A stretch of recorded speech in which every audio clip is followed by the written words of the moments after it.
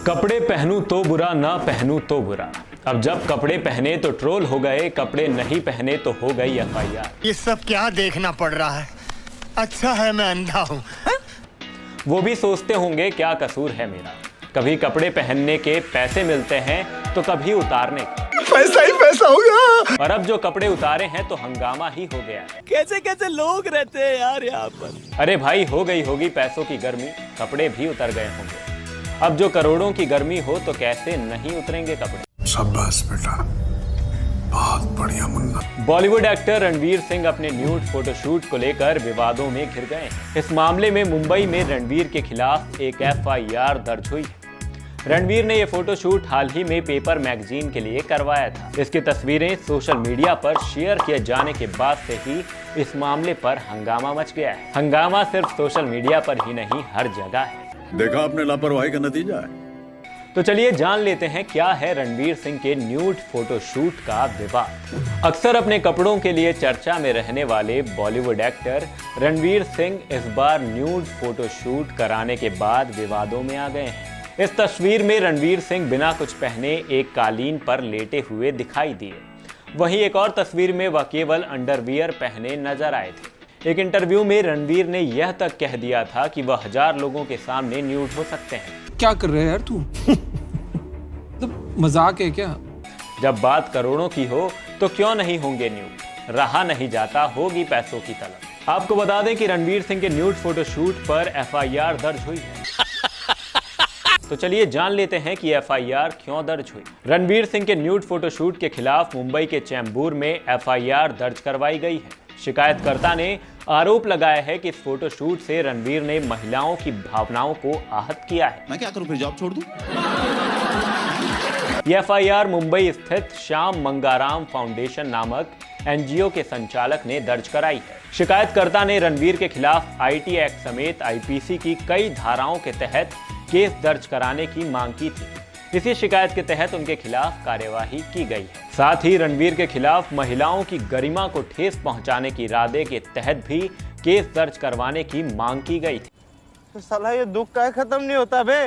तो चलिए जान लेते हैं रणवीर सिंह के खिलाफ किन 4 मामलों में दर्ज हुआ है केस।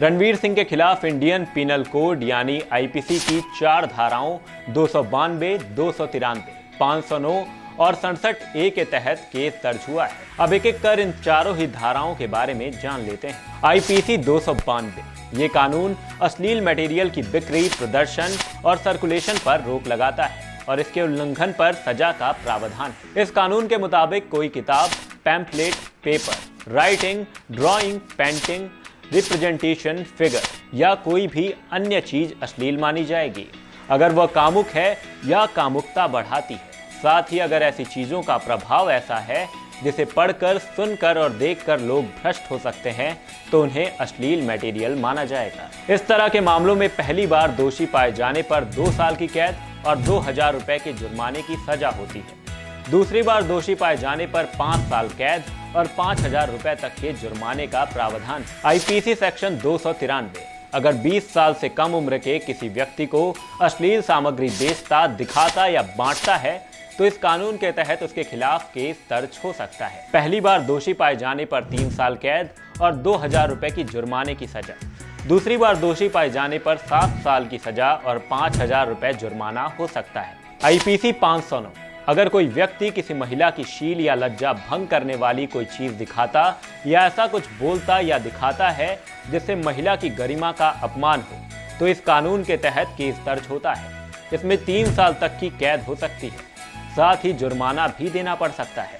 एक्ट 67A अगर कोई व्यक्ति इलेक्ट्रॉनिक मीडियम से किसी ऐसे कंटेंट का प्रकाशन करता है जो कामुक हो और कामुकता को बढ़ावा देने वाला हो तो इस कानून के तहत केस दर्ज किया जाता है। इस मामले में दोषी पाए जाने पर 5 साल की कैद और 10 लाख तक का जुर्माना लग सकता है।